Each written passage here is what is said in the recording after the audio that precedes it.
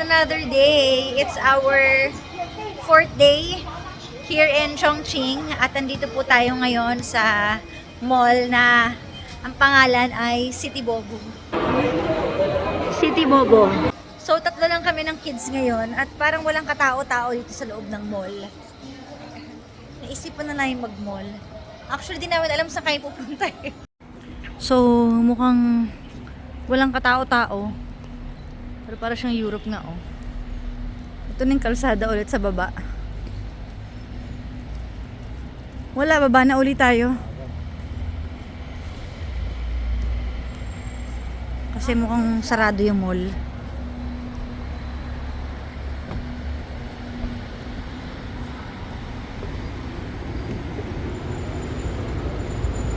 So, lumipat kami ng mall kasi walang katao-tao tsaka wala talagang magawa doon.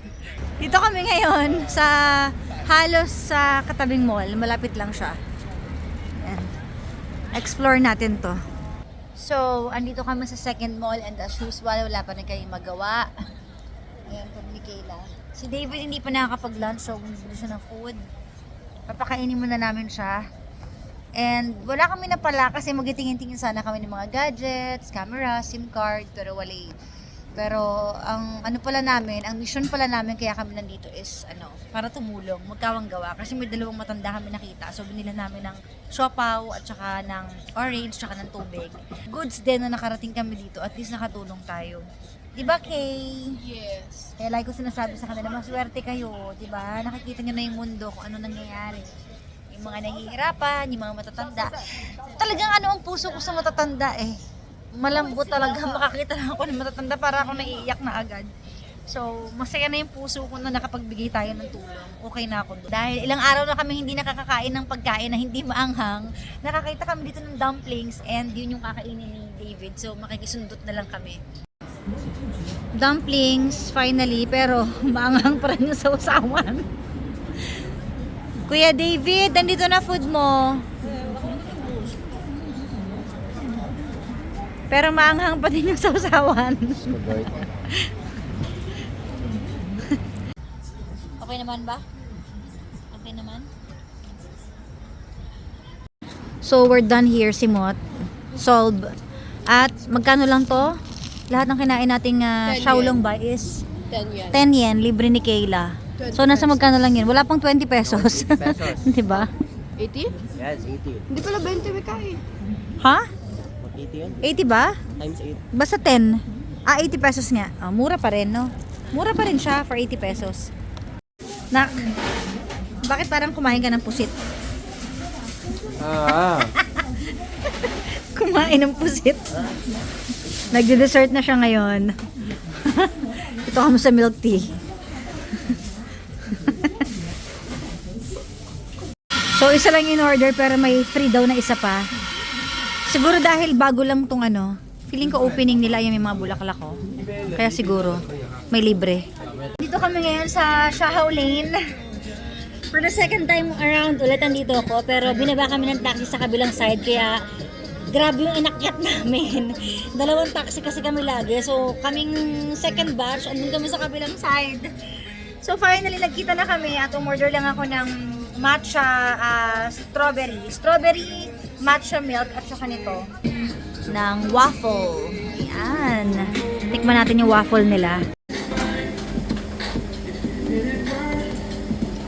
So, andito kami ngayon sa largest hot pot in the world, sa Pipayuan Hot Pot, sa tuktok ng bundok. Ayan siya. Ganito siya kalaki.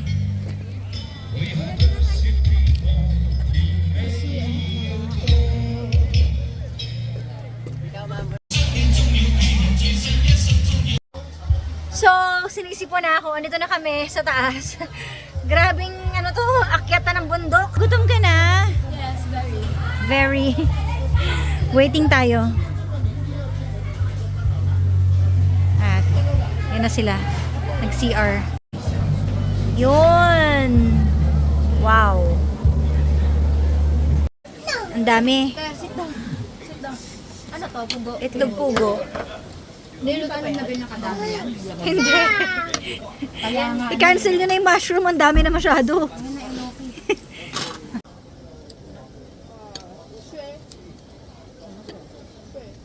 Ano daw? Ano daw? Water. Ipan. Price.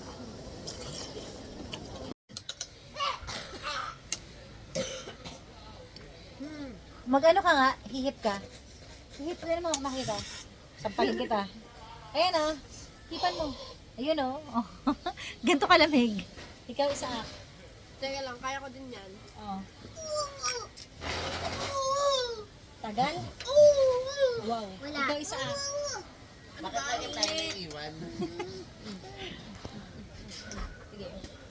Tapos na kami kumain. Parang umalis sa lahat ng customer, Mika. Wala ng tao sa parking na to. Tayo na daw, lumayas na daw tayo. Ay, tira, pwede take out natin yan, tira. Sayang eh. Akala ko malaki yung hotpot. Malaki naman. So, we're done. Pababa na kami, guys. Grabe. Yung hagdan dito. Sana may elevator na sila kasi sobrang tuktok talaga sila eh. Hindi pwede dito yung mga senior. Mahihirapan. Ay, nako. Alright. Bye-bye.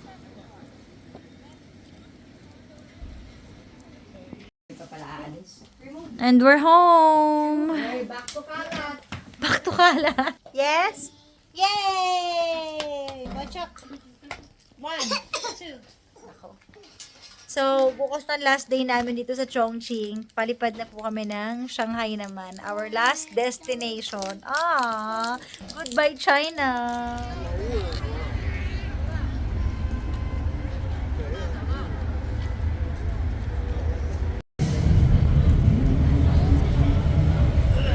So, I'm sick. Our last day, last night here in Chongqing. Narinig naman sa boses ko, may sakit ako. Pero gutom na kami, kakain kami sa labas. At kanina pa kami paikot-ikot kasi hirap na hirap akong hanapin yung barbecue grill or yung yakiniku nila. Kasi nga, yung pinuntahan namin dati is na-demolish na. Yung overlooking, yung kinainan namin dati ni Papa Jackson. So, hinahanap namin kung sa lumipat ngayon pero di namin nahanap. So, andito kami ngayon sa Shahao Lane. Inikot na namin lahat, wala. So, dito na lang kami napadpad sa street food. Okay na rin kasi gutom na talaga kami. At kailangan ko umuwi na maaga kasi nga yung boses ko hindi na okay. At bumili na rin ako kanina ng amoxicillin antibiotic kasi ilang araw pa kami dito pero ganto na ako. Yung totoo, ba't ganto? So kain tayo guys. Kami lang ang lumabas with the kids. Let's go. Tara. Ayan kami. Hello. Nak. Hello. Nag-vlog din si Kayla. Follow nyo sa YouTube niya. Ayan. So kaya David bumibili ng kanin. So guys, let's eat. Gutom na kami. So naitawid din namin yung dinner namin. Actually, wala kami ibang makita kundi hotpot. Kasi nga, dito to sa Chongqing, talagang hotpot siya. Ayan. So, wini-wish ng mga bagets na sana daw sa Shanghai. Sana to sa Shanghai, may makain na sila. May dim sum, may mga kung ano-ano. Dito kasi talagang halos lahat hotpot. Okay, kids, anong masasabi niyo sa last day natin dito sa Chongqing? Thank God. Bakit thank God? Ayoko na. Kasi, baka sabihin, hindi ka thankful. Gusto ko na mag-Shanghai. I'm thankful but the food here is not very thankful. Maarte kasi ito sa pagkain, ayaw na maanghang. Ako din naman. O ikaw, okay, ano masasabi mo sa Chongqing? Masarap yung street food nila. Kabaliktaran naman. Nag-enjoy ka dito? Eh, si Isaac. Nag-enjoy ka? Nag-enjoy ka na? Oo daw. Nag-enjoy siya. na mga pagkain, magpapa-extra na ako pag-uwi. So, eto na po ang last day namin. Thank you for watching this vlog. At ang last day namin, nagkasakit kaming lahat. Ayan. Ako yung pinaka-latest. Nauna na kasi sila. Ayan na yung view guys. So, thank you Chongqing and another vlog in Shanghai. Bye!